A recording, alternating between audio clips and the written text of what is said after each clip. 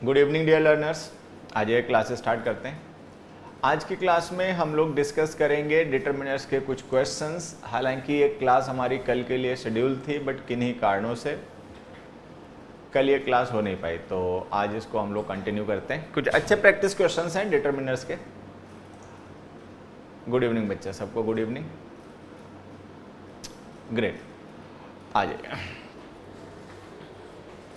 देखिए, तो ये जो हमारे क्वेश्चंस हैं ये डिटर्मिनर्स के हैं। डिटर्मिनर्स तो आप जानते ही हैं। डिटर्मिनर्स का मतलब वही आपके each, every, other, another, few, little, some, any, ठीक है, पजेसिव्स वगैरह। नमस्ते भाई, सबको नमस्ते। चलिए, गुड इवनिंग बच्चों। So we could not have this class yesterday. कल क्या हुआ, थोड़ा सा कुछ टेक्निकल प्रॉब्लम थी मुझे लगता है, या तो इस सॉफ्टवेयर में कोई समस्या रही होगी, क्योंकि नेट स्पीड तो अच्छी ही थी बट सॉफ्टवेयर में कुछ समस्या हो गई होगी। चलिए, गुड इवनिंग बच्चे, आ जाइए। तो हम टाइम वेस्ट नहीं करते, जो भी हमारे पास थोड़ा बहुत टाइम है उसको अच्छे से यूटिलाइज करते हैं। आ जाइए, देखिए the first question on the board, the student should have used the dash method to solve that question. You have to fill in this blank.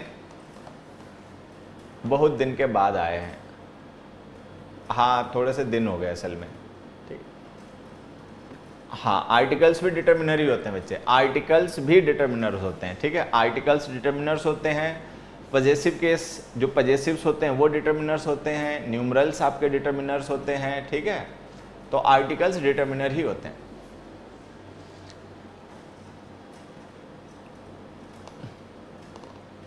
प्रतिदिन आइए, मैं कोशिश करूंगा। हालांकि प्रतिदिन तो मुझे लगता है थोड़ा मुश्किल हो जाएगा, बट अल्टरनेट डेज की मैं कोशिश करूंगा। मतलब अल्टरनेट तो आ ही जाऊंगा, कोशिश करने की जरूरत नहीं पड़ेगी। चलिए, देखिए अब सबसे पहले इस क्वेश्चन की हम बात करें तो क्वेश्चन में लिखा हुआ है the student should have used the dash method to solve that questions, ठीक है। ये एक्चुअली गलती से क्वेश्चंस लिख के आप इसको क्वेश्चन कर लें बच्चों। दैट लिखा हुआ है ना, तो ये क्वेश्चंस नहीं, ये क्वेश्चन होना चाहिए था, बट गलती से लिख गया। चलो हम इसको सही कर देते हैं ऐसे, ठीक है। तो हमें इसको कर लेना है क्वेश्चन, ठीक है, ये हो गया। अब बात करते हैं आंसर की। ऑप्शन देखिए हमें क्या क्या दे रखे हैं। जय माता दी भाई, नहीं व्रत नहीं रख, देखो इधर तो की बातें मत करो, ठीक है। नवरात्रे स्टार्ट हो गए, बहुत अच्छी बात है, ठीक है। नॉर्थ इंडिया में हमें लगता है नवरात्रे का बड़ा मतलब महत्व होता है, बहुत लोग रखते भी हैं। अब मैं व्रत रखता नहीं हूँ, असल में कभी भी नहीं रखता, ठीक है। तो मैं तो व्रत नहीं हूँ, बाकी जो है भाई अच्छी बात है। आ जाओ, other, another, some other, the other, some another और द अदर, ये हमारे ऑप्शंस हैं। अब इसमें से सारे बच्चे समझ लेंगे। ब्लैंक से पहले हमने द आर्टिकल लिख रखा है, ये ध्यान देने वाली बात है। अगर हमने द आर्टिकल लिख रखा है तो द अदर ऑप्शन आपका गलत हो गया, आएगा नहीं, ठीक है। सम एनदर भी आएगा नहीं, ठीक है। अगर वो द नहीं लिखा होता सम एनदर आप तब भी नहीं यूज कर पाते, ठीक है। सर न्यू बैच कब से आ रहा है? ऑफलाइन नया बैच मुखर्जी नगर पे तो अभी तो एक हाल ही में स्टार्ट किया है, उसमें भी बेसिक्स ही पढ़ा रहे हैं, दिवाली के बाद भी आएगा। और ऑनलाइन का देखते हैं। तो ये जो सम एनदर है ना बच्चे, ये आपका वैसे भी गलत हो जाता है। इसके लिए आपको एक छोटी सी बात ध्यान रखनी है कि अगर हम कभी कोई न्यूमरल यूज करें, न्यूमरल्स जो होते हैं ना, न्यूमरल्स ऐसे डिटर्मिनर्स होते हैं जो नाउन्स के साथ में नाउन्स के नंबर को रेफर करने के लिए लिखे जाते हैं। तो जैसे सम है न्यूमरल होता है, सम है, एनी है, एनफ है, ऑल है, ईच है, मतलब इस तरीके के ये न्यूमरल्स होते हैं। तो अगर कभी न्यूमरल्स के साथ लिखना पड़े ना तो हमेशा अदर लिखना, अनदर गलत हो जाएगा। क्यों? क्योंकि जो अनदर होता है ना ये एन प्लस अदर होता है, एन प्लस अदर होता है। तो जो एन होता है ना ये खुद एक न्यूमरल के तरीके से बिहेव करता है, क्योंकि इसका मतलब होता है 1। तो अगर सम हमने लिख रखा है तो उसके साथ अदर तो हम लिख सकते हैं, अनदर नहीं लिख पाएंगे। तो ये जो अनदर है ये भी गलत हो गया, ठीक है। फिर उसके बाद हमारे पास बच गया अनदर और अदर। अब देखिए अगर यहाँ पे द आर्टिकल नहीं लिखा होता तो हम अनदर भी लिख सकते थे, अगर यहाँ पे द नहीं लिखा होता ना तो हम अनदर भी लिख सकते थे। The student should have used another method ठीक है, लेकिन चूंकि वहां पे द आर्टिकल लिख रखा है तो आप अनदर नहीं लिख पाओगे। अनदर लिखने में समस्या क्या है कि अनदर जो डिटर्मिनर होता है इसका यूज हम तब करते हैं जब जिस नाउन के बारे में हम बात कर रहे हैं वो इंडेफिनिट आइडेंटिटी का हो। अनदर का मतलब an plus other, any other, ठीक है, तो वो इंडेफिनिट जनरल आइडेंटिटी हो गई। लेकिन ये इंडेफिनिट हो नहीं सकता। क्यों नहीं हो सकता? क्योंकि हमने द आर्टिकल पहले ही लिख रखा है। तो अगर द आर्टिकल लिख रखा है तो एक ही ऑप्शन आपका आंसर बन सकता है जो कि है अदर, द अदर, ये आंसर हो गया। नमस्ते भाई, नमस्ते। मेरी वजह से किसी की ग्रामर इंप्रूव नहीं हुई, मेरी वजह से किसी की इंग्लिश इंप्रूव नहीं हुई। यू डिजर्व सो, आप ऐसा डिजर्व करते हो इसलिए इंप्रूव हो गए। आप नहीं डिजर्व करते तो नहीं होती। मुझसे बहुत बच्चे पढ़ते हैं, ठीक है, बहुत बच्चे मैंने आज तक पढ़ाए भी हैं, सब में इंप्रूवमेंट नहीं होता। जो डिजर्व करते हैं, जो सीरियस होते हैं, जो सिंसियर होते हैं, जो फोकस्ड होते हैं, उनमें सुधार हो जाता है। तो अगर तुम में सुधार हुआ है और तुम मुझे इसका क्रेडिट दे रहे हो तो अच्छी बात है, बट जितना क्रेडिट मेरा है इसमें उससे कहीं ज़्यादा तुम्हारा है, because you deserve it. YouTube का वीडियो नहीं डालेंगे ऑफलाइन का, नहीं बच्चे, ऑफलाइन बैचेस का यूट्यूब पे नहीं। हमने ऑफलाइन क्लास से कैमरा वैमरा सब हटा रखा है। No camera, no smart board, no this desktop system in offline class. Offline में कुछ नहीं, ऑफलाइन को ऑफलाइन ही रहने देते हैं, उसको मतलब करप्ट नहीं करते हैं। वो सिस्टम एज इट इज़ रहने देते हैं। वो सैकड़ों साल से चला आ रहा सिस्टम है, उसमें छेड़खानी करनी ठीक नहीं है, ठीक है। तो ऑफलाइन की तो क्लास नहीं आएंगी।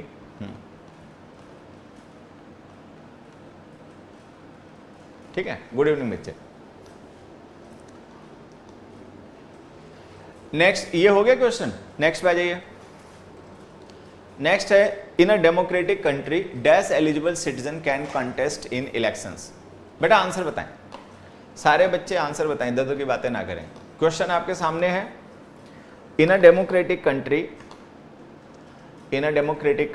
Dash eligible citizen can contest in elections.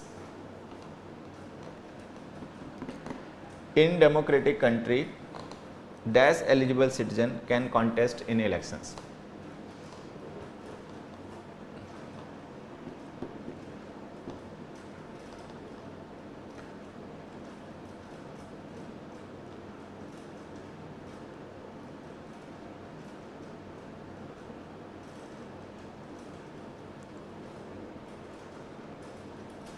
ये तो इजी क्वेश्चन आ गया क्या? सारे बच्चे सही आंसर बता दे रहे हैं, गुड, वेरी गुड।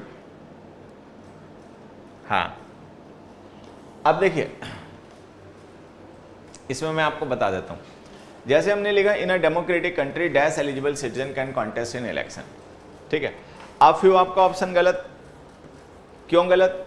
क्योंकि आ फ्यू का यूज हम करते हैं प्लूरल नाउन्स के साथ में, प्लूरल। यहाँ पे एलिजिबल सिटीजन जो हमने लिखा है नाउन सिंगुलर है, सिंगुलर नाउन है तो इसके साथ में आ फ्यू आएगा नहीं, गलत। द फ्यू भी नहीं आएगा, गलत। तो ये सारे बच्चों को ध्यान रखना है कि few, uh few, the few, ये जो हमारे डिटर्मिनर्स ऑफ नंबर होते हैं इनका यूज हम करते हैं काउंटेबल प्लूरल नाउन्स के साथ में, plural. Eligible citizen singular noun है, तो सिंगुलर नाउन होने की वजह से ये फ्यू वाले ऑप्शन दोनों गलत हो गए। आ फ्यू, द फ्यू नहीं आएगा। अब एनी और सम बच गया। सम का यूज हम तब करते हैं जब हमें किसी पार्ट को या किसी पर्टिकुलर को रेफर करना हो। एनी का यूज हम तब करते हैं जब हमें किसी को भी इन जनरल रेफर करना हो। So when we refer to some particular individual we use some, but when we have to refer to any individual of general identity then we use any, तो हम एनी यूज करते हैं। अब यहां पर क्या लिखा है ना, डेमोक्रेटिक कंट्री, कोई भी डेमोक्रेटिक कंट्री होती है, तो अगर कोई डेमोक्रेटिक कंट्री है तो इसका मतलब वहां पर कोई भी पर्सन जो एलिजिबल है वो चुनाव में कंटेस्ट कर सकता है। तो यहाँ पे बात किसी स्पेसिफिक पर्सन की ना होकर जनरल की हो रही है, तो ये ऑप्शन हमारा गलत हो गया, ये आंसर एनी, ठीक है। तो बात समझ में आई इसमें। बी और डी जो ऑप्शन है, बी और डी जो ऑप्शंस हैं, ठीक है, ये हमारे हैं अनग्रामेटिकल। बी और डी ऑप्शंस अनग्रामेटिकल हैं, तो इसलिए आंसर नहीं हो सकते। ए ऑप्शन जो है वो लॉजिकली फेल हो जाएगा, जो हमारा कॉन्टेक्स्ट है उस पर वो सही नहीं होगा, तो वो गलत हो गया। जो हमारा ऑप्शन सी है एनी, वो ग्रामेटिकली भी सही है, लॉजिकली भी सही है, ठीक है। तो ये हमारा आंसर है।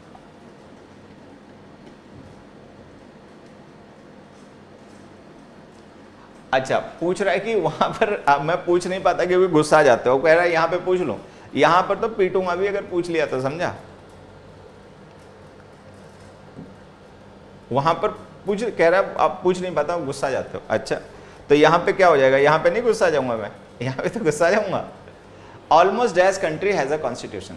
देखो मैं कहता हूँ कि आपका जो अपना बैच है, मैं ऑफलाइन और ऑनलाइन के जो बैचेस के बच्चे होते हैं मैं उनसे हमेशा कहता हूँ अपना डिस्कशन अपने बैच में क्या करो। ऑफलाइन के बच्चे होते हैं उनको तो क्लास के बाद में टाइम मिल जाता है पूछने के लिए, तुम लोगों के लिए बीच में अपना पूछते ही रहते हो, ठीक है। यहाँ पे जो चल रहा होता है उसमें पार्टिसिपेट किया करो।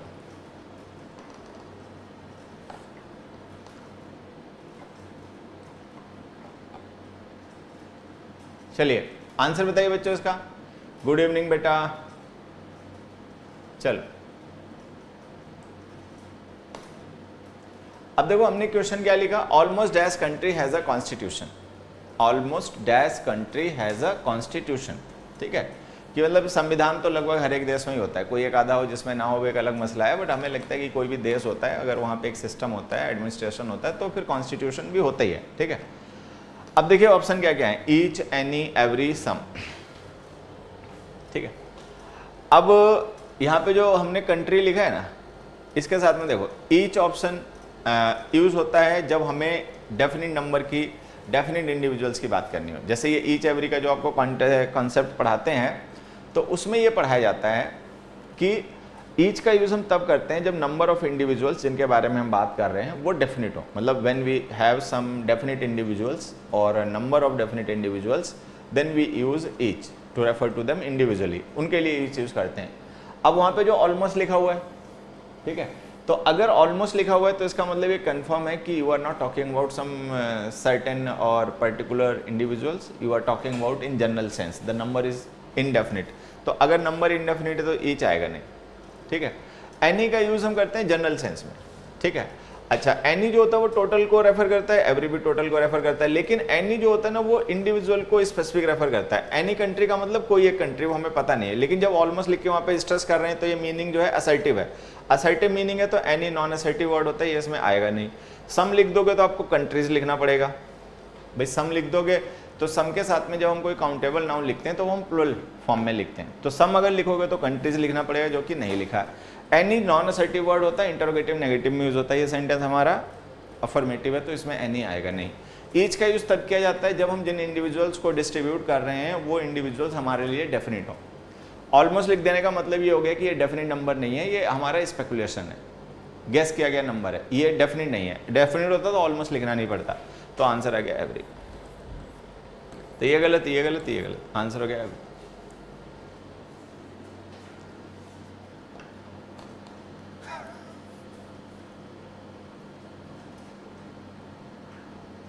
अभी देखो देखो तुम्हें मैं बताता हूँ कि ऑनलाइन, वो बच्चा कह रहा था ना ऑफलाइन के वीडियो आप ऑनलाइन में क्यों नहीं डालते, मैं बताता हूँ तुम्हें बीमारी ऑनलाइन में ऑफलाइन में क्या डिफरेंस होता है। ये एक बच्चा है, इसका कमेंट पढ़िए, ठीक है। इसने अभी कहा सर मैं आपके एनकॉम हाइब्रिड बैच में पढ़ता हूँ, वहाँ पे मैं आपसे डाउट्स पूछ नहीं पाता क्योंकि आप नाराज हो जाते हो, तो यहाँ पे पूछ लूँ क्या। मैंने मना किया मत पूछो, यही कहा ना कि अपने बैच में पूछना, माना नहीं फिर भी पूछ ही दिया, ठीक है, क्योंकि बदतमीज है, ठीक है। और इसका कमेंट पढ़ो, इसका कमेंट पढ़ो, क्या लिख रहा है, सर जी स्टडी करते वक्त पास्ट की बातें याद आ जाती हैं और परेशान हो जाते हैं, प्लीज़ इससे बाहर कैसे निकलें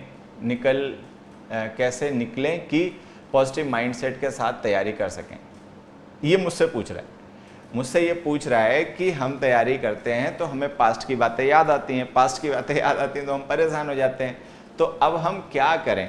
भाई मुझे इंग्लिश पढ़ानी आती है बस, इसके अलावा मुझसे ये साइकोलॉजी और अपनी फ़िलासफ़ी इसकी बातें मुझसे मत किया करो, मुझे आती जाती नहीं है, ठीक है। मैं इसलिए फ़ीस नहीं लेता कि मैं तुम्हें ये सिखाऊंगा, वो मेरी मर्जी है, मैं बात करूँ, अगर मुझे लगेगा ये पर्सन डिजर्विंग है, सेंस है इसमें, इतनी समझ है इसमें कि मैं इससे बात करूँगा तो इसको फ़ायदा होगा, ठीक है। या वास्तव में ये जो कह रहा है ये चाहता भी है इस पर काम करना, तो मैं उसको ज्ञान दे सकता हूँ। ऐसा नहीं है कि मुझे इन चीज़ों के बारे में पता नहीं है पता, लेकिन ऐਵੇਂ ही क्यों, ठीक है। तो ऐसे हैं, तो ये जो लल्लू है ना ये ऑनलाइन में बहुत इफेक्टिव हैं, मतलब एक्टिव हैं।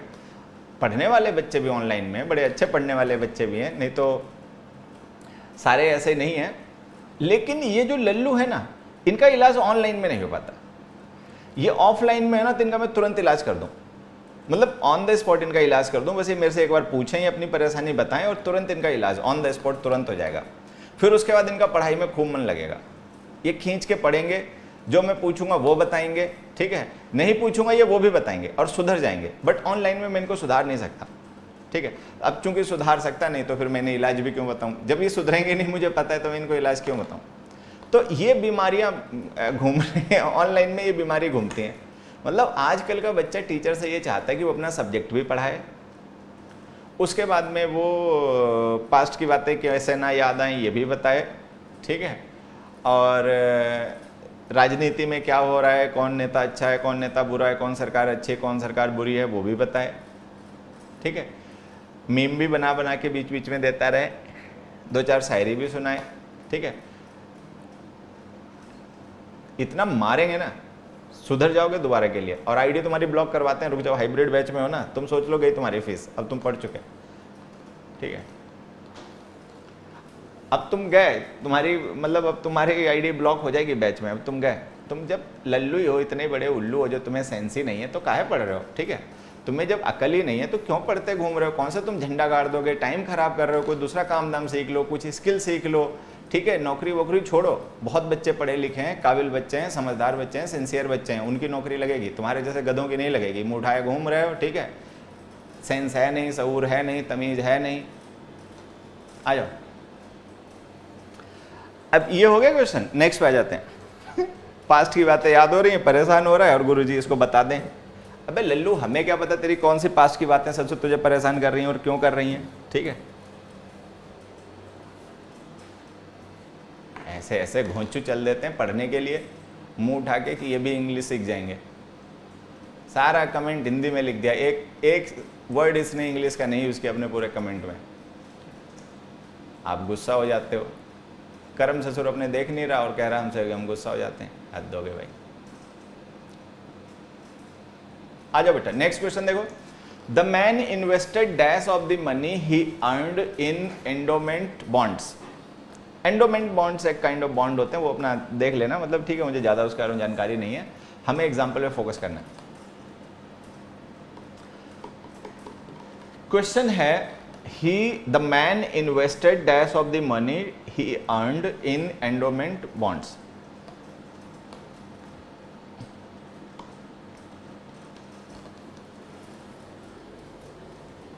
अच्छा क्वेश्चन है, इसी तरीके के पेपर में क्वेश्चंस आते भी हैं, आपके पेपर में इसी तरीके के क्वेश्चंस आते हैं, कोई अलग से बहुत खास कोई नए क्वेश्चंस नहीं आते, इसी तरीके के क्वेश्चंस आते हैं। तो आंसर बताओ सारे बच्चे, सर बताइए।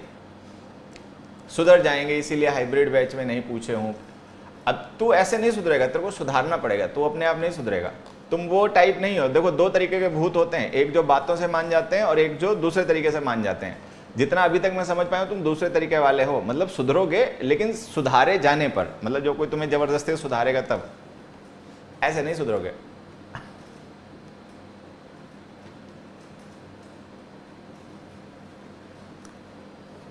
अब देखिए ये जो क्वेश्चन है, जैसे तुम लोगों के जो आंसर्स हैं मिले जुले हैं, कोई कुछ बता रहा है, कोई कुछ बता रहा है, फलाना ढिमकाना, ठीक है। अब मैं बताता हूँ, यहाँ पे समझना एक बार, मैं बताता हूँ बच्चे, इसका आंसर अभी एक्सप्लेन करता हूँ, ध्यान से सुनना सारे बच्चे। कम्युनिटी के क्वेश्चंस का मैं एक वीडियो बना दूंगा बेटा। कम्युनिटी के जो क्वेश्चंस तुम लोगों के साथ हम शेयर कर रहे हैं ना आजकल, मैं एक सेशन रख लूंगा वीकेंड में, सैटरडे या संडे को, और उस सेशन में वो सारे डिस्कस कर लूंगा, ठीक है। The man invested dash of the money he earned in endowment bonds. Option है the few, a little, the little, a few. तो इसमें 2 ऑप्शन तो तुम देख ही पा रहे होगे कि ये तो आंसर हो नहीं सकते किसी भी हालत में, ठीक है। क्यों नहीं हो सकते? क्योंकि few, a few, the few use होते हैं उन नाउंस के साथ में जो काउंटेबल हो, ठीक है। ये काउंटेबल तो है नहीं भाई, मनी तो अनकाउंटेबल होता है, तो मनी अनकाउंटेबल नाउन है, तो ये दोनों गलत हो गया। अब या तो अ लिटिल आएगा, द लिटिल आएगा। अच्छा, अगर यहां पर ये ऑफ ना लिखा हो और द ना लिखा हो, थोड़े समय के लिए मान लो अगर ये ना लिखा हो यहां पे, ठीक है, तो द लिटिल ही आएगा, ठीक है। अगर हम ऐसे लिखते हैं the man invested dash money he earned in endowment bonds, तो इसमें आएगा द लिटिल मनी। क्यों आएगा द लिटिल मनी? क्योंकि यहाँ पे जो मनी है ना वो डेफिनिट है, ये हमने रिलेटिव क्लॉज लिख के ना मनी को डिफाइन कर दिया कि विच money did he invest in endowment bonds, तो आंसर आ जाएगा ही अर्न, जो उसने कमाया पैसा वो। तो ही अर्न जो है वो मनी को डिफाइन कर देगा, तो हम द लिटिल लिख देंगे। बट यहाँ पे मसला पता क्या, यहाँ पर मसला ये है कि मनी को हमने पहले ही डिफाइन कर रखा है द आर्टिकल लिख के, द मनी, ठीक है।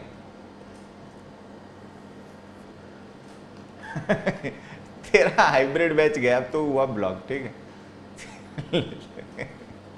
ठीक है, तो इसमें द मनी तो हमने पहले से डिफाइन कर रखा है, तो द लिटिल लिखने की जरूरत नहीं है। अच्छा, दूसरी बात, ये जो हमने ऑफ प्रीपोजिशन लिखी है, तुम में से ज्यादातर बच्चे बात जानते होंगे कि ऑफ प्रीपोजिशन का यूज हम पार्ट और टोटल के लिए करते हैं।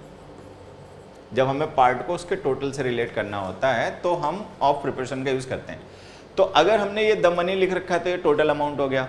अब ऑफ से पहले हमें इसका पार्ट लिखना है। अच्छा, द लिटिल जो होता है वो पार्ट को रेफर नहीं करता, वो टोटल को रेफर करता है। ये सारे बच्चे जानते होंगे कि जो द फ्यू है, द लिटिल है, ठीक है, वो हमेशा टोटल नंबर को या टोटल अमाउंट को रेफर करते हैं। लेकिन अगर हम यहाँ पे ऑफ से पहले लिख रहे हैं तो इसका मतलब टोटल आएगा नहीं, यहाँ पे पार्ट आएगा। पार्ट आएगा तो ये आंसर अ लिटिल। तो जिन बच्चों ने अ लिटिल आंसर किया उनका सही है, ठीक है।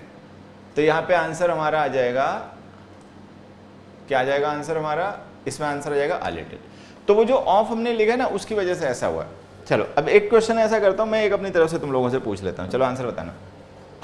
देखो, हमने एक सेंटेंस लिखा, कमल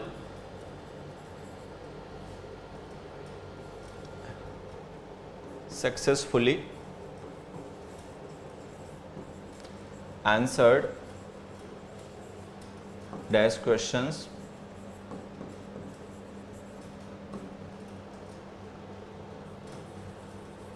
that they asked। ठीक है, एक क्वेश्चन ये हो गया। दूसरा देखो, कमल successfully answered dash of the questions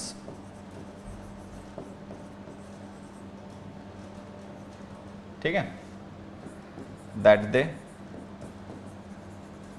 asked। एक क्वेश्चन और लिखना है, जगह तो बची नहीं यहाँ, चलो यहाँ लिख देता हूँ मैं थर्ड। कमल सक्सेसफुली, एक minute, Kamal answered dash of the questions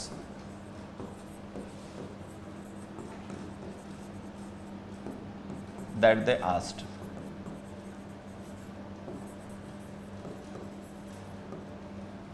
ठीक है, अभी हमारे पास 3 सेंटेंस हो गए और इनमें ब्लैंक्स हैं। ब्लैंक्स को फिल करने के लिए ऑप्शन मैं यहाँ दे रहा हूँ। देखो, एक ऑप्शन हो गया हमारा फ्यू, एक ऑप्शन हो गया अ फ्यू, एक ऑप्शन हो गया द फ्यू। चलो एक बार ब्लैंक्स फिल करो। तो ये 3 क्वेश्चंस हो गए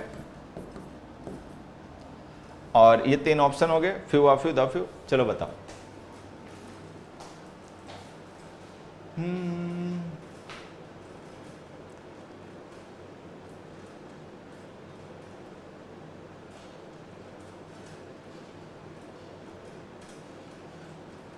आंसर बताओ।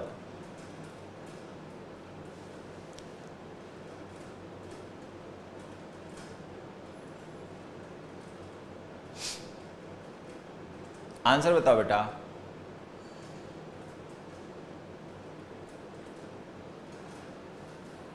देखो मैं एक बार बता देता हूं, सीक्वेंस समझ लेना, सीक्वेंस समझ लेना। ये है क्वेश्चन नंबर 1, ये है क्वेश्चन नंबर 2 और ये है क्वेश्चन नंबर 3। ठीक है,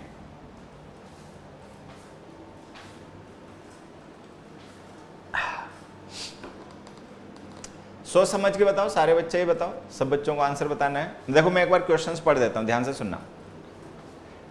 काम करें, ये नंबर थोड़ा सा होच पोच सा हो गया ना, दिख नहीं रहा होगा, तो मैं इसको थोड़ा क्लियर करके लिख देता हूं।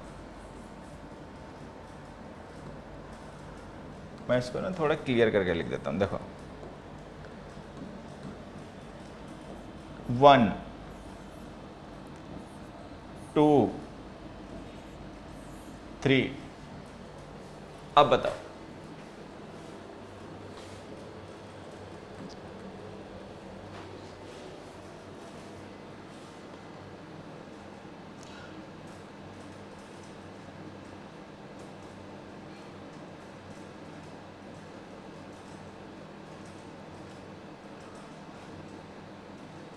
हाँ, अब देखो इसमें पता है क्या बच्चे, ये जैसे हमने 3 सेंटेंस लिखे हैं, इनमें है क्या, सबसे पहले हमने लिखा Kamal successfully answer dash questions that they asked. तो दैट दे आस्क्ड जो ये रिलेटिव क्लॉज है जो क्वेश्चंस को डिफाइन कर रही है, ठीक है। तो ये नंबर ऑफ क्वेश्चंस डेफिनेट हो गया। अगर नंबर ऑफ क्वेश्चंस डेफिनेट हो गया तो आप फ्यू लिख नहीं पाओगे, तो यहां पर तो द फ्यू ही आएगा, यहां पर आएगा द फ्यू, ठीक है, और कुछ नहीं आ सकता, ठीक है।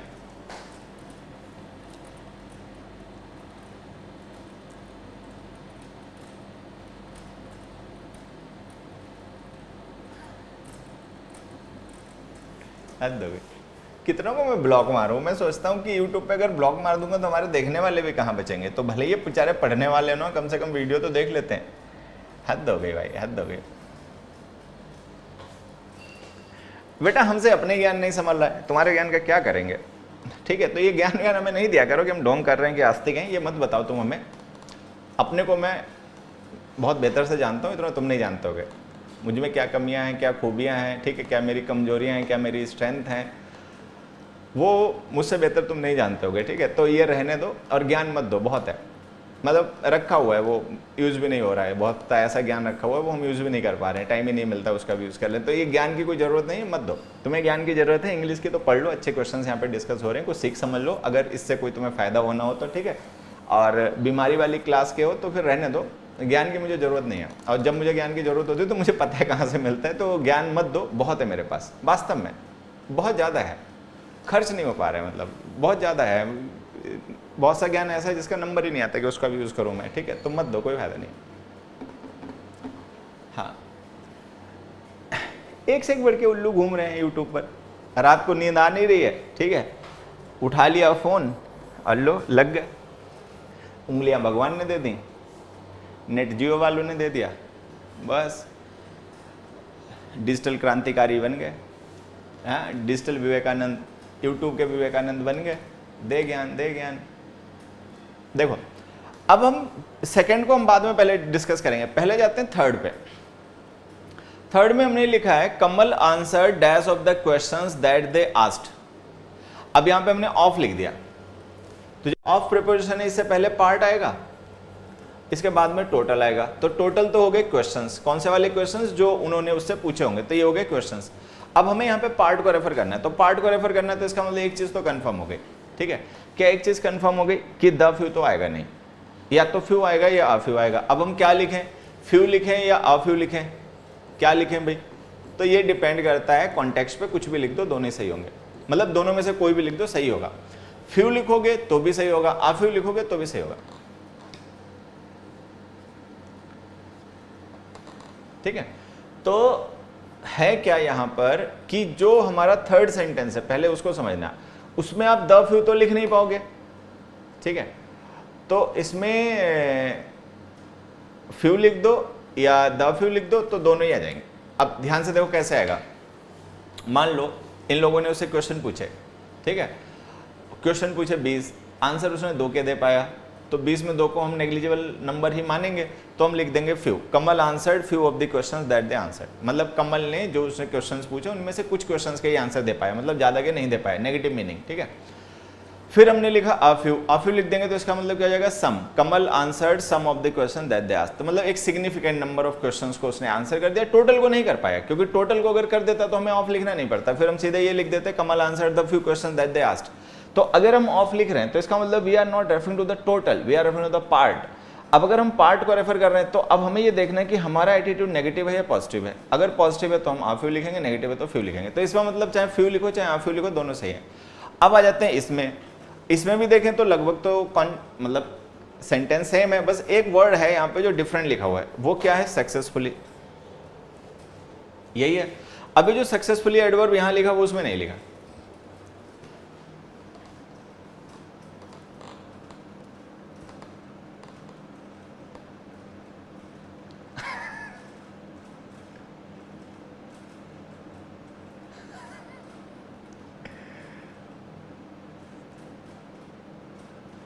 वास्तव में विरक्त हो गया हूं, मतलब दुनिया से ऐसा लगता है कि विरक्त हो जाऊं, ठीक है।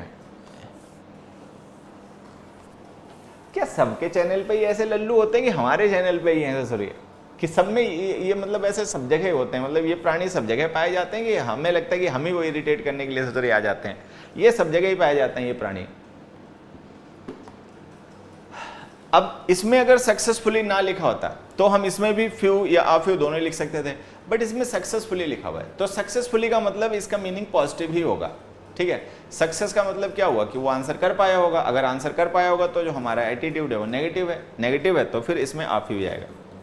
तो बात क्या हुई, आंसर क्या निकला, आंसर ये रहा भाई कि जो हमारा फर्स्ट क्वेश्चन था उसमें केवल द फ्यू आएगा, सेकंड में केवल आ फ्यू आएगा, थर्ड में चाहे फ्यू लिखो चाहे आ फ्यू लिखो दोनों ही सही है, मीनिंग अलग अलग।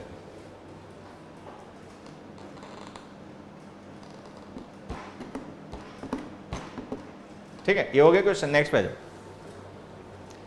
The principal is too busy today, you can visit him dash day next week.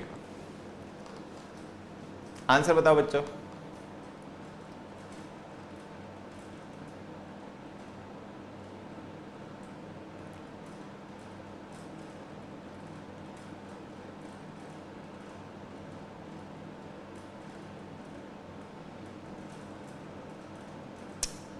चलो बेटा नेक्स्ट क्वेश्चन देखो।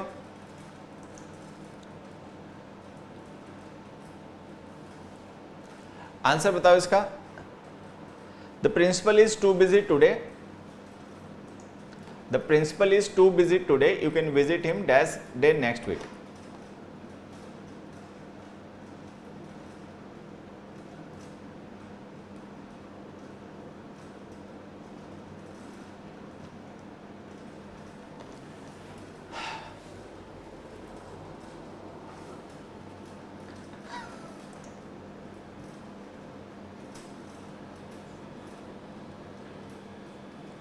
अब देखो इसमें समझना, मैं आपको बताता हूं,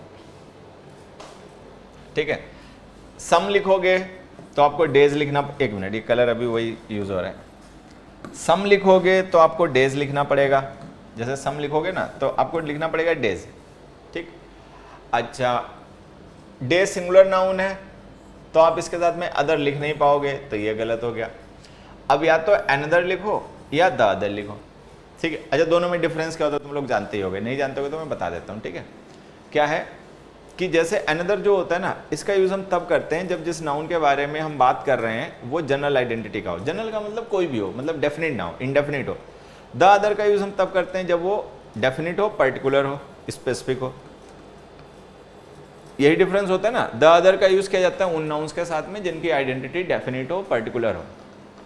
अनदर का यूज किया जाता है उन नाउन्स के साथ में जिनकी आइडेंटिटी जनरल हो, इंडेफिनिट हो, ठीक। अब हमने किसी से कहा the principal is too busy today, कि प्रिंसिपल जो है वो आज बहुत बिजी हैं, ठीक है। You can visit him dash day next week.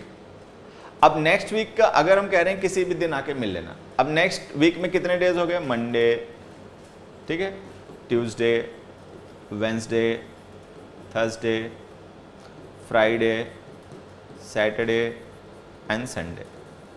तो हम यहाँ पर देख रहे हैं 7 डेज हो गए नेक्स्ट वीक में। अब 7 डेज में से किस दिन आना वो स्पेसिफिक तो है नहीं, क्योंकि 7 में से किसी भी दिन आ सकता है। तो अगर किसी भी दिन आ सकता है तो वो जो दिन है जिस दिन वो विजिट करेगा प्रिंसिपल को वो डेफिनेट नहीं है। अगर वो डे डेफिनेट नहीं है तो डेफिनेट नहीं है, तो आपका ये द अदर गलत हो गया, अनदर आंसर हो गया। और मुझे लगता है सबका अनदर ही था, एक बच्चे ने मतलब 1-2 बच्चों का इधर उधर रहा होगा, ठीक है। तो मैं फिर से एक बार समझा देता हूँ, ठीक है। फिर से समझ लीजिए पूरी कहानी को। कहानी ये है कि द अदर आने से रहा, सॉरी सम आने से रहा, क्योंकि सम लिखोगे तो उसके साथ में काउंटेबल नाउन प्लूरल नंबर में आएगा, डेज लिखना पड़ेगा, ठीक है। अदर आप लिख नहीं सकते क्योंकि अदर जो होता है जब हम यूज करते हैं तो वो प्लूरल नाउन्स के साथ यूज होता है, जनरल सेंस के हो, ठीक है। वहां पर जो हमने डे लिखा वो प्लूरल नहीं है तो अदर भी आएगा नहीं। अनदर या द अदर में से कोई एक आएगा। द अदर तब जब वो डे जिसको हम रेफर कर रहे हैं वो हमारे लिए डेफिनेट हो, पर्टिकुलर हो, स्पेसिफिक हो। अनदर तब जब वो इंडेफिनिट हो, कोई भी हो सकता हो। हमें पता है कि नेक्स्ट वीक में 7 डेज होंगे, 7 डेज में से किसी भी डे को वो आ सकता है, तो वो डे डेफिनेट तो हुआ नहीं। अगर डेफिनेट नहीं हुआ तो वो इंडेफिनिट आइडेंटिटी का है, उसके साथ में अनदर आ जाएगा। ये हमारा आंसर हो गया, ठीक है। चलो next question. The building of Mohan's school is bigger and more beautiful then dash. चलो ये अच्छा क्वेश्चन है, सोच समझ के बताना।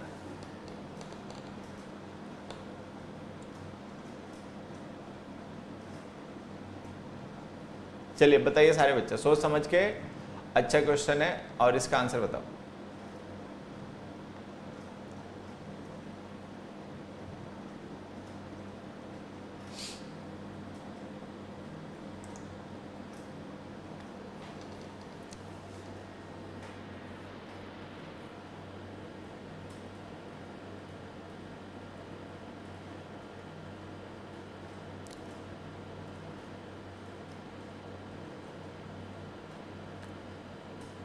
सोच लो, सोच समझ के बताओ, जल्दबाजी क्या है।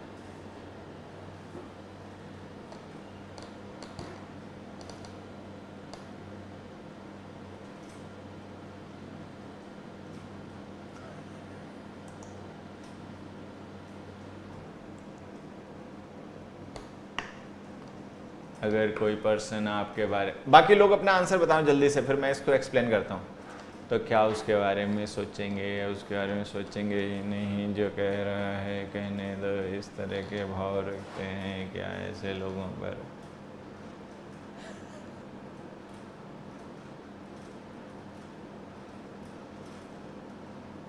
चलो, तुम लोगों का क्वेश्चन सबका एक सा ही लग रहा है, सबके आंसर एक, क्या बात है, इजी क्वेश्चन आ गया क्या।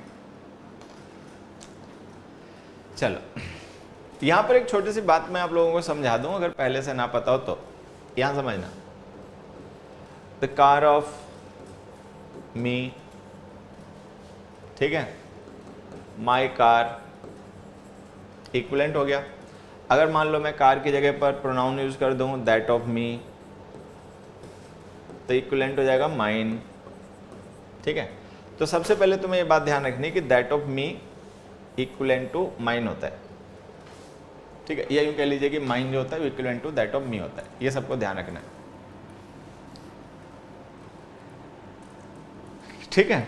अब आ जाते हैं क्वेश्चन पे। क्वेश्चन में लिखा था building of Mohan school is bigger and more beautiful then, कि जो मोहन के स्कूल की बिल्डिंग है वो ज्यादा ब्यूटीफुल है और ज्यादा बड़ी है। किससे ज्यादा बड़ी है वो हमें बताना है। तो ये तो एक कॉमन सेंस की बात है कि we always compare same kind of thing, ठीक है। हमेशा जो चीजें होती हैं वो सेम काइंड ऑफ थिंग जो होती है उन्हीं का कंपेरिजन होता है, सेम काइंड ऑफ थिंग का कंपेरिजन होता है। तो यहाँ पे कंपेरिजन बिल्डिंग का हो रहा है, ठीक है।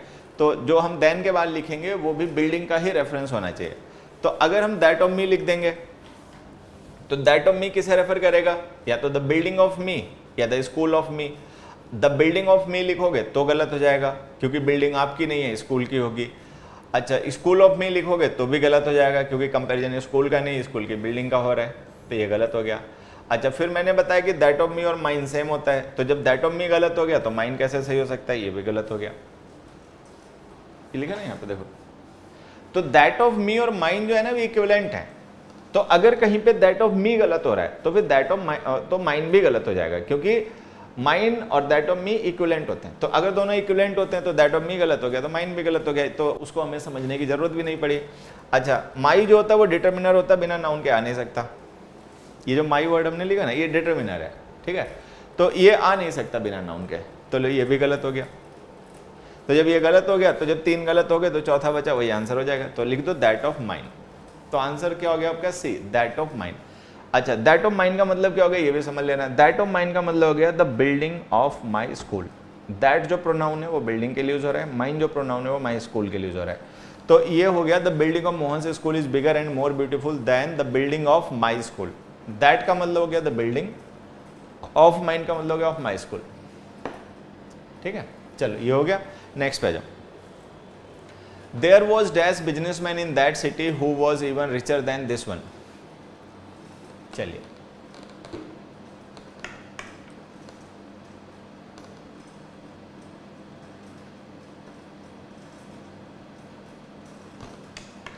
सर बाकी ऑप्शन क्यों नहीं आते भी बताए नहीं, हद हो गई। मतलब एक एक ऑप्शन बता दिया कि ये नहीं आया वो क्यों नहीं आया, जो आ गया वो क्यों आ गया। देवी जी कह रही हैं आपने बताया नहीं। अब जब तुम्हें नहीं दिखाई पड़ रहा मैं इससे ज़्यादा बता भी नहीं सकता। चलो हटो, हद हो गई भाई।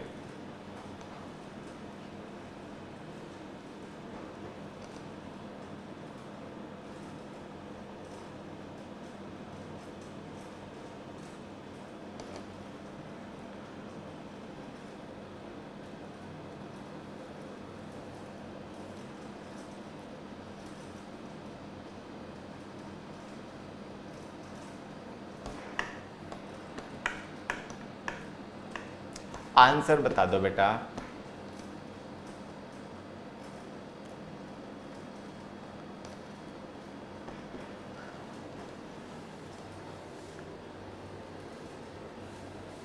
There was dash businessman in that city who was even richer than this one.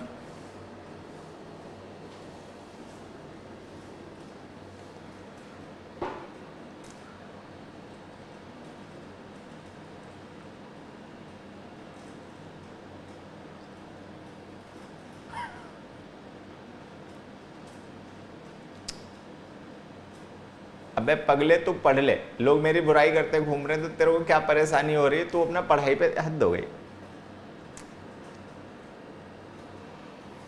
Hari ओम प्रभु दीनदयाल विरस संभारे, क्या बताऊं।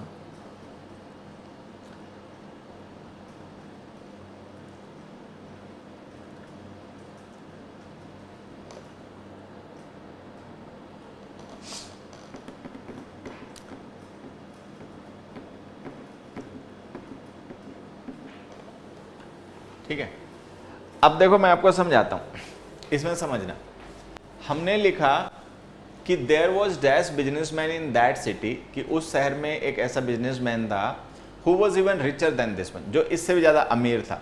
तो अगर इससे भी ज्यादा अमीर था तो इसका मतलब पर्सन तो कोई ना कोई रहा ही होगा।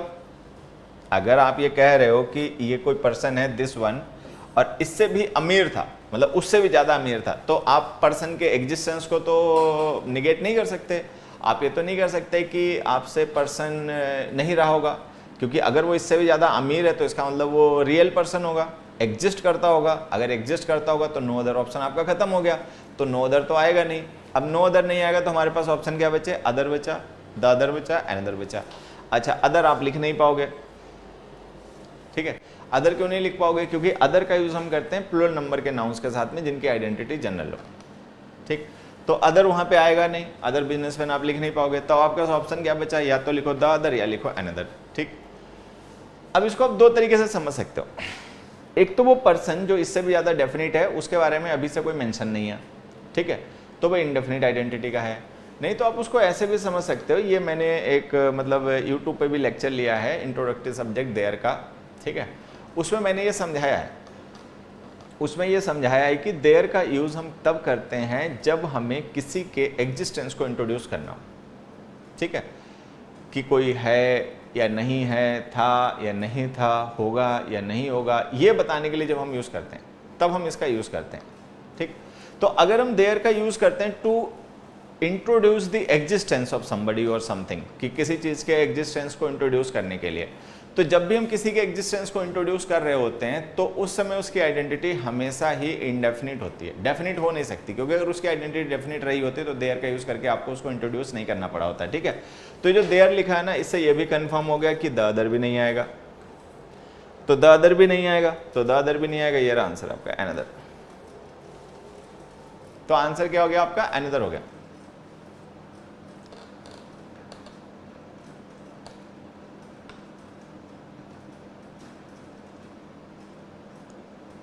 ठीक है, चलो, तो ये क्वेश्चन हो गया। नेक्स्ट पे आ जाओ। The committee has found the recent actions of dash against the company, ठीक, ये तो सिंपल क्वेश्चन है। चलो,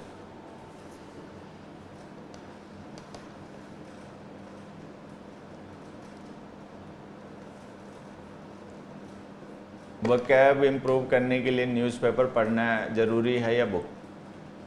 देखो, अगर मुझसे पूछोगे तो मैं कभी किसी को नहीं कहता कि कुछ भी सीखने के लिए न्यूज़पेपर पढ़ो। मतलब मैं न्यूज़पेपर को इंग्लिश सीखने के लिए पढ़ने के खिलाफ हूँ, ठीक है, मतलब एक तरीके से होना नहीं चाहिए किसी को किसी चीज़ के खिलाफ, ठीक है, बट मैं हूँ, ठीक। अगर आपको इंग्लिश सीखनी है और उसलिए न्यूज़पेपर पढ़ रहे हो तो मेरी तरफ से साफ ना, मतलब मेरी अगर माननी है बात तो, नहीं माननी है तो अपनी मर्जी है, जो चाहे करो जाके, हमें क्या लेना देना, चाहे न्यूज़पेपर पढ़ो, चाहे नॉवेल पढ़ो, चाहे कुछ भी करो जाके, हमें क्या फ़र्क पड़ता है उससे।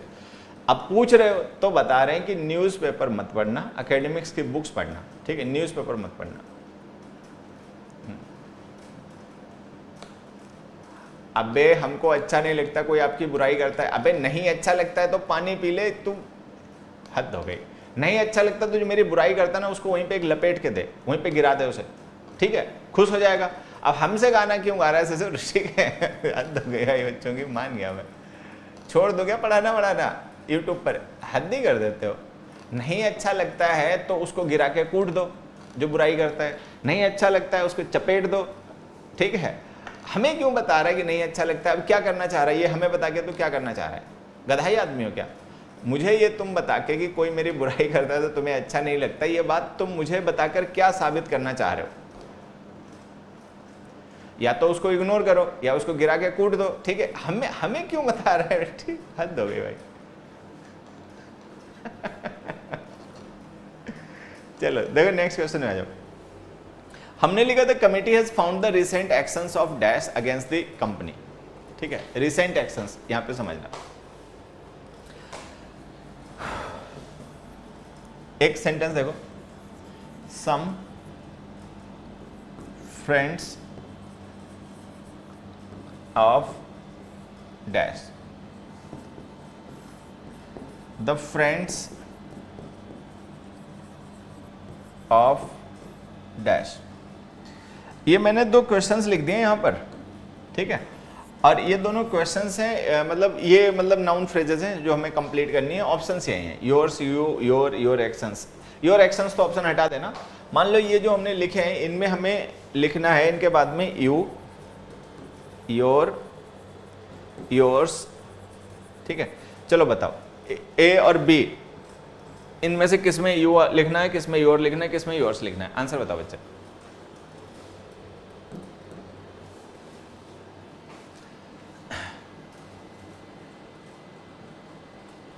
अबे हमारी बहुत बुराई लोग करते हैं, ठीक है। मैं असल में ना सूफियाना जीना पसंद करता हूँ। मैं ज़्यादा लोगों को ना अव भाव नहीं देता थी बात, ठीक है। बच्चों से बातचीत कर लेता हूँ क्योंकि मैं उन्हें पढ़ाता हूँ, तो मैं मतलब अपने परिवार के अलावा अगर किसी को थोड़ा बहुत भाव देता हूँ तो स्टूडेंट्स को देता हूँ, वो भी ज़्यादा नहीं, ठीक है। बाकी मैं किसी अंटसेंट को कुछ ज़्यादा भाव देता नहीं हूँ, तो लोगों को कई बार ऐसा लगता है कि मैं घमंडी हूँ, ठीक है, और मतलब इस तरीके की चीज़ें कि ऐसा है वैसा है। जैसे बहुत से लोग होते हैं ना अपने वो मतलब उनकी वो होती है, क्या कहते हैं उसे, एक मिली भगत मैं कहूँगा, ठीक है, कि तुम हमारे पास बच्चे भेजो, हम तुम्हारे पास बच्चे भेजेंगे, तो हमारी बड़ाई कर दो, हम तुम्हारी बड़ाई कर देंगे, भला इस तरीके की अंडरस्टैंडिंग्स होती है। मैं वो नहीं रखता कुछ भी, मैं अपना अलहदा जीने वाला इंसान हूँ, मौज लेता हूँ, अपनी मूवीज़ देखता हूँ, ठीक है, किताबें पढ़ता हूँ, बच्चों को पढ़ाता हूँ, पढ़ने वालों को, और बाकियों को मैं ध्यान भी नहीं देता, अपनी ऐसी तैसी कराओ। तो रहते हैं कुछ लोग ऐसे रहते हैं जिनको नहीं समझ में आता। हालांकि मैंने उनको कोई नुकसान नहीं किया, उनसे कोई छीना झपटी नहीं करी, उनके लिए कोई प्लानिंग नहीं की, उनके लिए कोई स्कीम नहीं बनाई, ठीक है, कुछ नहीं, बट बस लगता है लोगों को बुरा, ठीक है। अब मैं क्या कर सकता हूँ भाई, बेमतलब बुरा माने बैठा, अपनी ऐसी तैसी करा, ठीक है, हमें क्या लेना देना उससे। तो है कुछ लोग ऐसे होते हैं, लेकिन उससे हमें क्या लेना देना। लोग अपने अपने नज़रिए से जीते हैं। आप उन चीज़ों पे फोकस करो जिनसे आपको फ़ायदा होगा, ठीक है। आप उन चीज़ों पे फोकस करो जिनसे आपको फ़ायदा होगा, जिनसे आपके परिवार को फ़ायदा होगा, जिनसे आप अपने काम में आगे बढ़ पाओगे, जिससे आपकी नॉलेज, आपका इंटेलेक्चुअल ग्रोथ होगी, ठीक है। आप उस पर फोकस करो। ऐसे लोग तो होते ही हैं, ठीक है। आप एक आदमी बताओ जिसकी बुराई ना होती हो, सबकी होती है, तो दैट इज़ नथिंग न्यू, ऐसा कोई नई चीज़ तो है नहीं। तो क्यों उसका एक ही चीज़ के पीछे पड़ गया? सर लोग आपकी बुराई करते हैं, सर लोग आपकी बुराई करते हैं, ठीक है। अबे भाई करते हैं बुराई तो ससुर हमें क्यों बता रहे हैं, हम क्या करें उसका? हाँ चलो, हाँ अब देखो इसमें क्या है मैं आपको बताऊं। ये जो हमने दो लिखी है ना यहाँ पे नाउन फ्रेजेस, इनमें ब्लैंक फिल करने हैं। योर तो भूल जाओ, किसी में आएगा नहीं, ये तो भूल जाओ। लल्लू है वही योर कमेंट करेगा, ठीक है। जो योर कमेंट कर रहा है वो लल्लू है, मतलब सीधी सी बात है, उसको अंग्रेजी कुछ नहीं आती है, ठीक है। तो ये जो योर है ये ऑप्शन हटा दीजिए आप, ये नहीं आएगा। ये इसलिए नहीं आएगा क्योंकि ये डिटरमिनर है, बिना नाउन के नहीं आएगा। ब्लैंक के बाद में कोई नाउन लिखा नहीं तो योर आने से रहा, ये हटाओ, ठीक है। अब या तो यू आएगा ऑब्जेक्टिव केस, या योर्स आएगा पॉजेसिव केस, ठीक है। अब यहाँ पे हमने लिखा सम फ्रेंड्स। सम फ्रेंड्स का मतलब क्या हो गया? ये पार्ट हो गया। अगर ये पार्ट हो गया तो हमें ऑफ के बाद में टोटल लिखना पड़ेगा। टोटल लिखना पड़ेगा तो टोटल का मतलब क्या हुआ? जैसे ये पार्ट जो है फ्रेंड्स को रेफर कर रहा है तो टोटल भी फ्रेंड्स को रेफर करना चाहिए। तो यू तो फ्रेंड्स को रेफर नहीं करेगा, तो हम यहाँ पे लिख देंगे योर्स। योर्स का मतलब योर फ्रेंड्स हो गया। अब यहाँ पर हम लिख रहे हैं द फ्रेंड्स लिखा हुआ। द का मतलब ये ऑलरेडी टोटल है, तो अगर ये ऑलरेडी टोटल है तो ऑफ के बाद तो हमें कोई टोटल लिखने की जरूरत नहीं है। अब हमें ऑफ के बाद में ये लिखना है कि ये फ्रेंड्स किसके हैं, मतलब रिलेशन शो करने के लिए। तो रिलेशन शो करने के लिए ऑब्जेक्टिव केस के प्रोनाउंस आते हैं, तो यू जो है वो ऑब्जेक्टिव केस में, तो यू आ जाएगा। तो कुल मिला के आंसर ये है कि इसमें योर्स आएगा और इसमें यू आएगा। योर किसी में आएगा नहीं, वो भूल जाओ, योर भी और आंसर नहीं आएगा, ठीक है, ठीक है। खैर अब आ जाओ अपने क्वेश्चन पे, उस पे आ जाओ। अब आ जाओ, इसमें हमने लिखा हुआ है द रिसेंट एक्शंस टोटल। तो अगर ये टोटल है तो ऑफ के बाद में आप योर्स भूल जाओ, नहीं आएगा, ठीक है। ये यहां से रिलेट कर लेना, जैसे हमने लिखा द फ्रेंड्स ऑफ यू, तो वैसे हो जाएगा द एक्शंस ऑफ यू। तो योर्स तो आएगा नहीं, हटा दो, क्योंकि हमें टोटल को रेफर नहीं करना, टोटल ऑलरेडी मेंशन्ड है। अच्छा, योर डिटर्मिनर है, बिना नाउन के आएगा नहीं, ये भी गलत हो गया। जब हमने एक्शंस को ऑफ से पहले लिख ही रखा है तो बाद में उसको लिखने की जरूरत नहीं है, तो ये गलत हो गया। ये आंसर यू। तो बी ऑप्शन हमारा आंसर हो गया।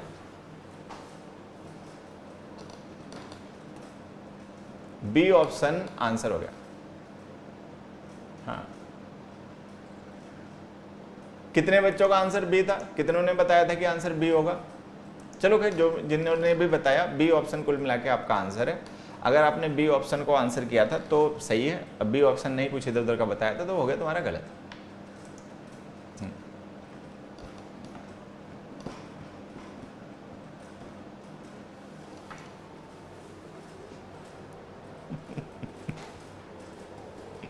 अगला क्वेश्चन देखो, मैं अब रिकॉर्ड करके वीडियो यूट्यूब पे डाल दिया करूंगा, ये तो भैया मान गए।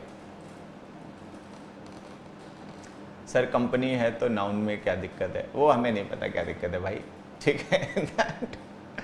क्या है सर, एक क्वेश्चन है, जिसने देखा वो पहना नहीं और जिसने पहना वो देखा नहीं, ऐसा कौन सी चीज है मेरे? और क्या, मैं तो फ्री आदमी हूँ, मैं तो ये बस यही मुझे करना है तुम्हारे साथ बैठ के, हद हो गया।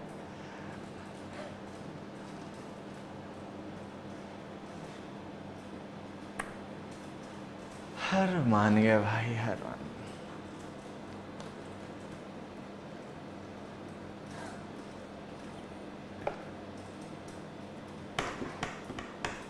चलो नेक्स्ट क्वेश्चन है, should I get you dash water. Easy question है, जल्दी से आंसर बता दो, अगले क्वेश्चन पे चलें। Should I get you dash water.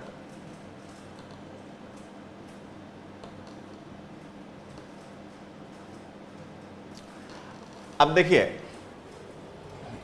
Each और अदर ये काउंटेबल नाउन्स के डिटर्मिनर होते हैं। वाटर अनकाउंटेबल है तो ये दोनों तो ऐसे ही गलत हो गए, ठीक है, ये दोनों तो आएंगे नहीं, ठीक है। अब हमारे पास आंसर क्या है, या तो सम है या एनी है, या तो सम यूज करोगे या एनी यूज करोगे।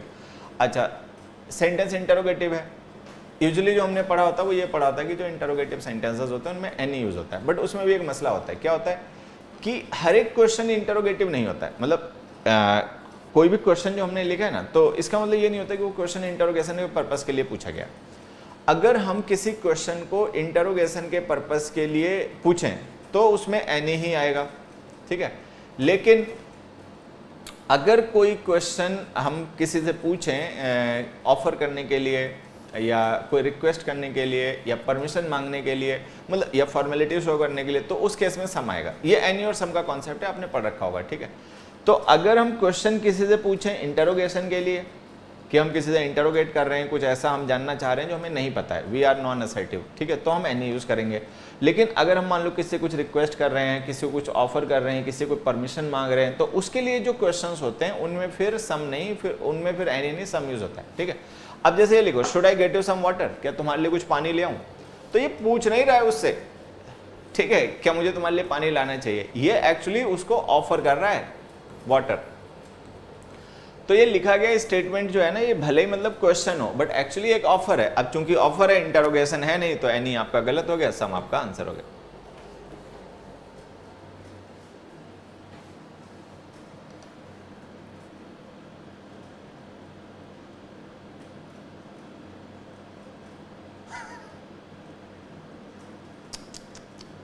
ठीक है, तो इसमें आंसर ये हो गया। ये जो इनका क्वेश्चन है ना, मैं ऐसे लेकर आपको क्वेश्चन बताता हूं। मैं एक छोटी सी घटना आपको बताता हूं। जैसे मैंने 2010-11 में दिल्ली में आके पढ़ाना शुरू किया, मतलब ठीक है, और तब 13-14 में जब मैं कभी गाँव जाया करता था, तो जैसे मामा जी के यहाँ या हमारे गांव में या जो भी मतलब लोग गांव के हमारे दोस्त वगैरह रहे, साथ में पढ़ाए थे, तो उनको ये पता रहता कि मैं इंग्लिश पढ़ाता हूँ, ठीक है। तो वो ऐसे ही मौज लेने के लिए पूछते थे क्वेश्चंस, ठीक है, कि भाई इंग्लिश पढ़ाते हो दूसरों को, तो हमारा ये क्वेश्चन है, बता दो। चवन्नी घिसते घिसते घिस गई, घोड़ा सरपट सरपट करके दौड़ गया, ठीक है, और लोटा लुढ़कते लुढ़कते लुढ़क गया, और अंट संट मतलब दुनिया भर की चीज़ें। उन लोगों को लगता है कि इस क्वेश्चन का आंसर जान लेने भर से वो अंग्रेज हो जाते हैं, ठीक है। मैं कहता हूँ ये बेतुकी चीज़ें, इनमें कुछ नहीं रखा, मीनिंगफुल जो मतलब कॉन्सेप्ट्स हैं, जिन चीज़ों के जानने से, समझने से एक्चुअल आपकी नॉलेज के सोर्सेज ओपन होते हैं, आपको नई नॉलेज आपको मिलनी शुरू होती है, आपकी काबिलियत साबित होती है, वो कुछ और हैं। लेकिन एक जो अनपढ़ आदमी होता है, जिसको कोई ज्ञान नहीं होता है, ठीक है, किसी चीज़ का, मतलब अनपढ़ भी नहीं कहूँगा मैं, ये कहूँगा मतलब ज़ीरो होता है, मतलब जो उस काम में ज़ीरो होता है, ठीक है, उसको कुछ नहीं पता होता है, वो ऐसी एंडसेंट चीज़ें ही पूछेगा जिससे ना उसका कोई भला होना है, ना जो उसके साथ में इन्वॉल्व हो जाएगा उस प्रोसेस में उसका कोई भला होना है। वो केवल टाइम पास चीज़ है, मतलब उसको कुछ ढंग का आता जाता है नहीं, उसके पास कोई सीरियस काम नहीं है, उसको पता नहीं है कि ये जो नॉलेज है, ये जो सब्जेक्ट है, इसकी नॉलेज का वो अपनी लाइफ में किस तरीके से बेहतर यूज़ करे, अपने जीवन को बेहतर बनाने के लिए, दूसरे के जीवन को बेहतर बनाने के लिए। तो इतनी ना तो उसके पास नॉलेज है, ना उसका जो व्यू है वो इतना ब्रॉड है, ना ही उसको अपॉर्चुनिटीज़ पता है, तो फिर वो यही एंडसेंट चीज़ें इन्हीं में खोया रहता है। बहुत से लोग होते हैं उसके बाद में इंटरेस्ट लेते रहते हैं, वो ऐसे ही चलती रहती कहानी। तो ये बड़े भटके हुए लोग हैं, ठीक है, ये बड़े उलझे हुए लोग हैं, इनको खुद नहीं पता कि ये जो कर रहे हैं इसका रेलिवेंस क्या है, जो तुम पूछ रहे हो इसकी तार्किकता क्या है, ये तुम मुझसे क्यों पूछ रहे हो और मैं तुम्हें क्यों बताऊं, या मैं इस बात को क्यों जानना चाहूं, इससे मेरा क्या फ़ायदा होगा, तुम्हारा क्या फ़ायदा होगा, कुछ नहीं। ये असल में टाइम पास है, ठीक है, इनको सीरियस कुछ करना है नहीं, या तो इनमें उतनी काबिलियत नहीं है कि उतने सीरियसली ये लैंग्वेज को समझ पाएँ, सीख पाएँ, जान पाएँ, तो ये केवल टाइम पास करने के लिए, ठीक है, तो ये टाइम पास लोग हैं बस, और कुछ नहीं। ये हो गया क्वेश्चन। अच्छा आ जाओ, a speeding car coming from dash side hit mine, mine का मतलब है माई कार यहाँ पे। ये तो इजी क्वेश्चन है, मुझे लगता है ज़्यादातर बच्चों को इसका आंसर सही बता देना चाहिए। तो देखो मैं बताता हूँ इसका आंसर क्या है। एक पर्सन कह रहा है कि एक तेज आते हुए कार ने उसकी कार को हिट कर दिया, ठीक है, दूसरी साइड से। अब हमें पता है कि कार रोड पे चल रही होगी, मान लो ये इस साइड से जा रहा है, तो जिस कार ने इसको टक्कर मारी वो दूसरी साइड से आ रहा होगा। तो हमें पता है रोड पे साइड दो ही होती हैं, लेफ्ट राइट। अगर दो ही साइड होती हैं, लेफ्ट और राइट, ठीक है, तो अगर ये लेफ्ट से जा रहा था तो राइट से आ रही कार ने इसको टक्कर मार दी होगी। तो चूंकि कार साइड दूसरी दो ही होती हैं, तो एक जो इसकी साइड हो गई उसको छोड़ के जो साइड बची वो डेफिनेट ही हो गई, डेफिनेट हो गई, तो उसके साथ में दादर आ जाएगा। तो ये ऑप्शन गलत हो गया, ठीक है, आंसर आ गया दादर। नेक्स्ट क्वेश्चन पे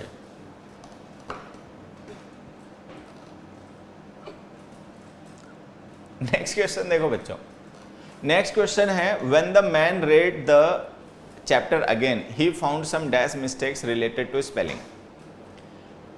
when the man read the chapter again he found some dash mistakes related to spelling.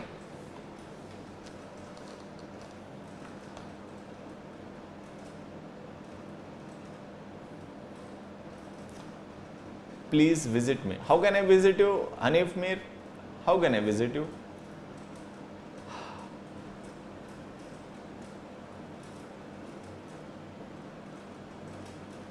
अब देखो, अगर तुम लोगों ने ध्यान दिया तो अभी हमने थोड़ी देर पहले एक बात डिस्कस की थी। क्या डिस्कस किया था?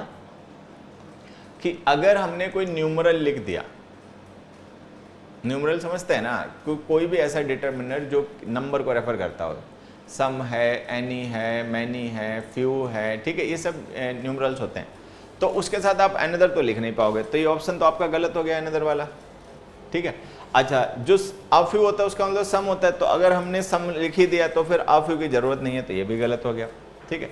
द फ्यू आप लिख नहीं पाओगे क्योंकि मिस्टेक्स को यहाँ पे डिफाइन नहीं किया गया, विच मिस्टेक्स, ठीक है। द फ्यू जो होता है ना, द फ्यू, द लिटिल का यूज हम करते हैं डेफिनेट नंबर या मतलब कोई डेफिनेट नंबर या डेफिनेट अमाउंट को रेफर करने के लिए जो टोटल हो, तो उसको डिफाइन करने के लिए कॉन्टेक्स्ट होना चाहिए या कोई मतलब डिफाइनिंग फ्रेज या कोई डिफाइनिंग क्लॉज होनी चाहिए। तो यहाँ पर मिस्टेक्स को डिफाइन करने के लिए ना तो हमने कोई डिफाइनिंग क्लॉज लिखी ना फ्रेज लिखी, तो द फ्यू भी आएगा नहीं, द फ्यू आएगा नहीं, तो क्या आ गया? अदर।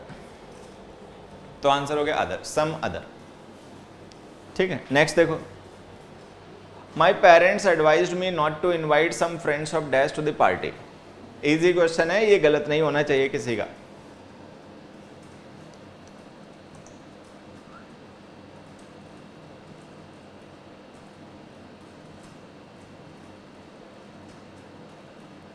एरर का पता होता है, रीजन का नहीं पता होता है।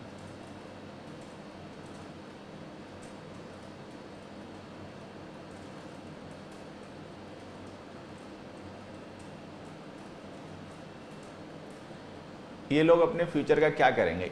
इनका कोई फ्यूचर ही नहीं है, उसका करेंगे क्या? ये जो बच्चे हैं जिनको मैं खींच रहा हूँ, डांट रहा हूँ ना, इनका कोई फ्यूचर है नहीं, ये टाइम पास लोग हैं। इनकी रेल बननी है जिंदगी में, अभी इन्होंने जिंदगी की ना कठिनाई देखी नहीं है, ठीक है। अभी ये क्या कर रहे हैं, जिंदगी से बचते घूम रहे हैं, और इनको लग रहा है कि जैसे ये इस उम्र में जिंदगी से और जिम्मेदारियों से बच रहे हैं, ऐसे ये जिंदगी भर बच लेंगे। इन्हें पता नहीं है, अभी जिंदगी ने इनके सर पे जिम्मेदारियां कम डाली हैं, तो ये उनसे बच जा रहे हैं, इधर से उधर से अपना तरकीब ढूंढ रहे हैं, गलियों से बचते घूम रहे हैं।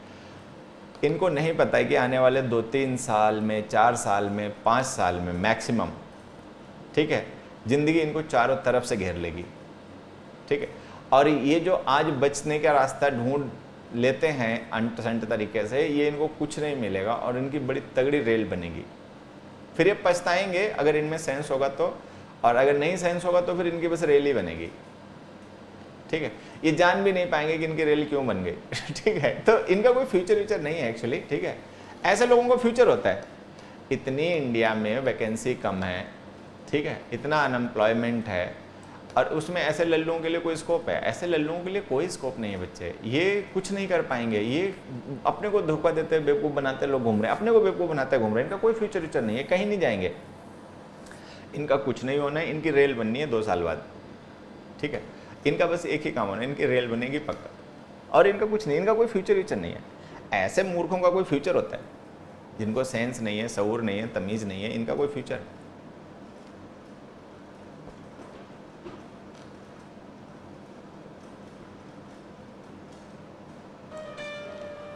चलो भाई आंसर बताओ।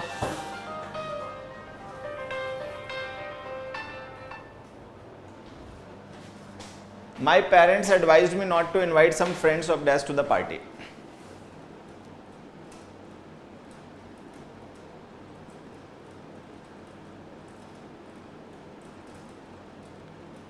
रेल बनेगी मीन्स, रेल बनेगी का मतलब रेल बनेगी बस ठीक है अब वो भी मेरे से पूछ ले, मतलब रेल बनेगी का मतलब भी मैं ही समझाऊं? अरे रहना।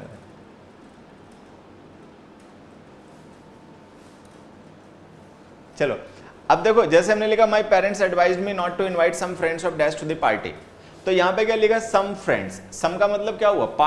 पार्ट हुआ ना सम फ्रेंड्स का, मतलब टोटल तो हुआ नहीं। तो अगर ये पार्ट हो गया तो ऑफ के बाद में क्या लिखना पड़ेगा? टोटल लिखना पड़ेगा, ठीक है। टोटल मी हो नहीं सकता क्योंकि फ्रेंड्स की बात हो रही है, तो टोटल जो भी होगा वो फ्रेंड्स को रेफर करने वाला वर्ड होना चाहिए, मी हो नहीं सकता। माई डिटर्मिनर है, बिना नाउन के आएगा नहीं, ठीक है। आई आ नहीं सकता क्योंकि ऑब्जेक्टिव केस आएगा ऑफ के बाद में, तो ये answer mine. Some friends of mine.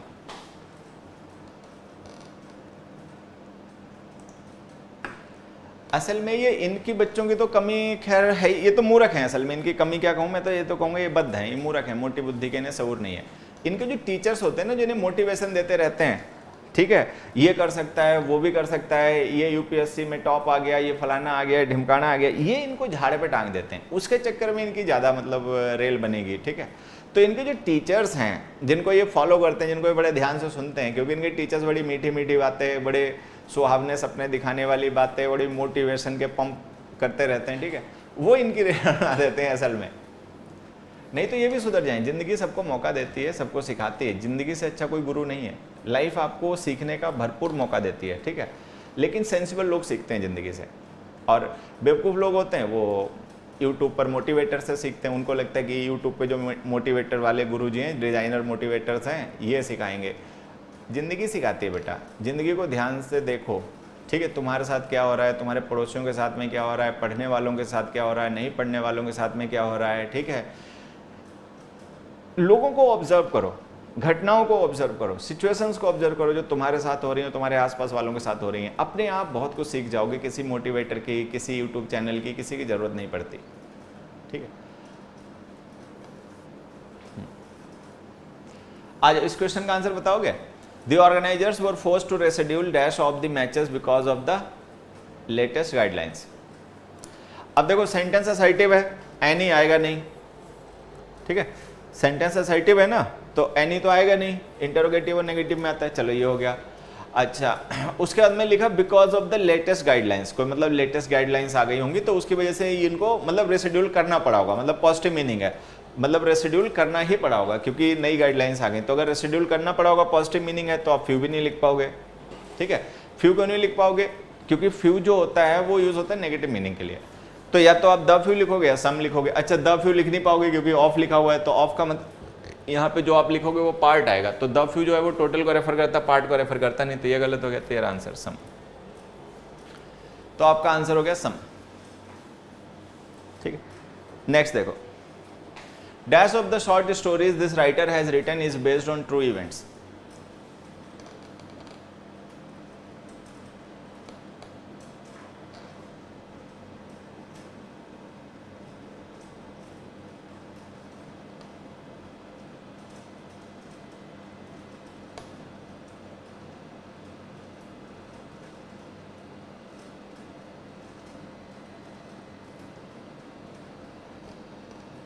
चलो बच्चे, एक दो क्वेश्चंस बचे हुए जल्दी से निपटाते हैं ये, फिर आ जाओ। Dash of the short stories this writer has written is based on true events. ठीक है, देखो आ फ्यू आएगा नहीं, सम आएगा नहीं। इनके नहीं आने की वजह समझ लेना, मैं बताता हूँ ये क्यों नहीं आएंगे। आ फ्यू या सम अगर आप लिखोगे ना, तो यहाँ पे आपको इसकी जगह आर लिखना पड़ेगा। अगर यहाँ पे इसकी जगह आर लिखा होता ना, तो आ फ्यू भी आ सकता था, सम भी आ सकता था। होता क्या है कि सम के बाद में, अगर सम ऑफ के बाद में हम नाउन अनकाउंटेबल लिखें, तो सम अनकाउंटेबल होने की वजह से सिंगुलर हो जाता है नंबर में। अगर हम सम ऑफ के बाद में नाउन प्लुरल लिखें, तो सम प्लुरल होने की वजह से, मतलब काउंटेबल होने की वजह से प्लुरल हो जाता है। तो अगर हम सम ऑफ शॉर्ट स्टोरीज लिखेंगे ना, तो हमें यहाँ पे आर लिखना पड़ेगा। आ फ्यू लिखोगे तब भी आर लिखना पड़ेगा, लेकिन यहाँ पे इज लिखा हुआ है, तो अगर हमने इज लिखा हुआ है तो आ फ्यू और सम नहीं आएंगे, या तो एवरी आएगा, ईच आएगा। अच्छा, चूंकि हमने ऑफ से पहले लिखना है वर्ड को, तो जो भी वर्ड आप यहाँ पे लिखोगे वो सब्जेक्ट होगा। सब्जेक्ट होने का मतलब वो नाउन है, प्रोनाउन होना चाहिए। एवरी जो होता है वो केवल डिटर्मिनर होता है, नाउन प्रोनाउन होता नहीं है, तो आपका आंसर ईच हो गया।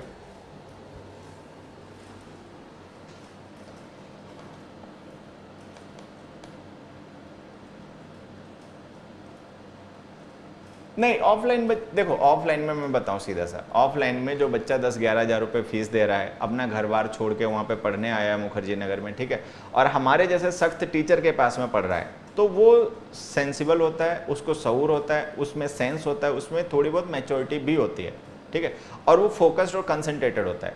जो मौजी होते हैं, घर से टाइम पास करने के लिए मुखर्जी नगर आए होते हैं, वो पहली बार में तो मेरे से पढ़ते नहीं हैं, वो किसी हालत में नहीं पढ़ते, ठीक है।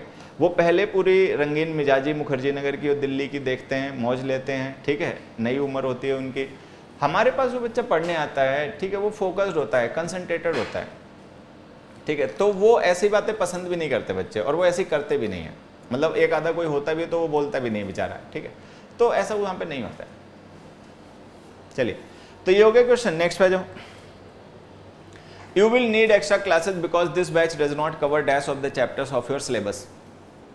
चलिए आंसर बताइए। हमारे कॉन्सेप्ट क्लियर हैं, बट क्वेश्चन बनाते समय कंफ्यूजन हो जाता है, तो बेटा थोड़ी क्लैरिटी लाओ, कॉन्सेप्ट्स को थोड़ा सा क्लियर करो। देखो ऐसा तो हो नहीं सकता, तुम दो बातें जो कह रहे हो ये दोनों एक दूसरे को कैंसिल कर रहे हैं। तुम कह रहे हो कॉन्सेप्ट्स क्लियर हैं, अब फिर कह रहे हो क्वेश्चन बनाते समय कंफ्यूज हो जाते हो, तो ये मान के चलो कॉन्सेप्ट्स क्लियर नहीं है, क्योंकि अगर कॉन्सेप्ट क्लियर है तो कन्फ्यूजन नहीं होना चाहिए। तो आपको क्लैरिटी पे थोड़ा सा अपनी और काम करना चाहिए, ठीक है।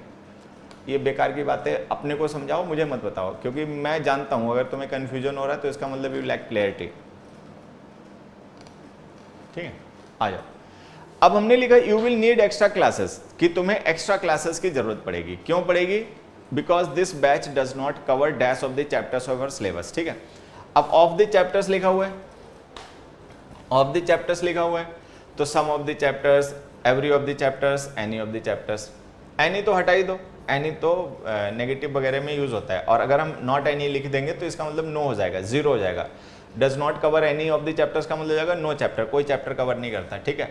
एवरी आप लिख नहीं पाओगे, क्योंकि यहाँ पे जो भी वर्ड आप लिखोगे वो कवर वर्ब का ऑब्जेक्ट होगा। एवरी प्रोनाउन होता नहीं है तो ये ऑब्जेक्ट बन नहीं सकता, ठीक। वहाँ पे लिखा एक्स्ट्रा क्लासेस की जरूरत पड़ेगी। तो एक्स्ट्रा क्लासेस किस चीज़ के लिए हमें जरूरत पड़ेंगी? एक्स्ट्रा क्लासेस हमें जरूरत पड़ेंगी उस चीज़ के लिए जो बचा हुआ पार्ट रह जाता है उसके लिए। तो अब हमें यहाँ पे किसको रेफर करना? पार्ट को रेफर करना है। ईच पार्ट को रेफर नहीं करता, ठीक है, तो सम पार्ट को रेफर करता जाएगा। Some does not cover some of the chapters of your syllabus. तो जो एक्स्ट्रा क्लासेस हैं वो किसके लिए जरूरत पड़ेंगी? जो पार्ट कवर नहीं कर रहा है सिलेबस उसके लिए, ठीक है। तो वो जो नहीं कवर कर रहा है वो पार्ट है, टोटल तो है नहीं, तो अगर वो पार्ट है तो उसके लिए ईच आएगा नहीं, उसके लिए आपका आ जाएगा सम। ये आंसर होगा। चलो ये हो गया आज का आपका डिस्कशन। फिलहाल में ये जो हमने अभी डिस्कस किया है असाइनमेंट डिटरमिनर्स के क्वेश्चंस का, इसका पीडीएफ चाहिए तो पीडीएफ हमारे टेलीग्राम चैनल से ले लेना। टेलीग्राम चैनल की आईडी जो है वो ये है एसेक इंग्लिश, अगर अभी तक नहीं ज्वाइन कर रखा हो तो ज्वाइन कर लेना, एसेक इंग्लिश, ये हमारा टेलीग्राम चैनल है। ये जो पीडीएफ है जो अभी हमने डिस्कस किए क्वेश्चंस की, आपको वहीं से मिल जाएगी।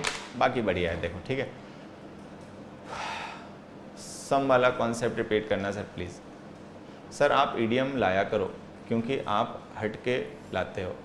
चलो ईडीएम्स भी ले आएंगे, ईडीएम्स ले आएंगे, वो कैब के मतलब सेशंस भी लाएंगे, ऐसा नहीं है।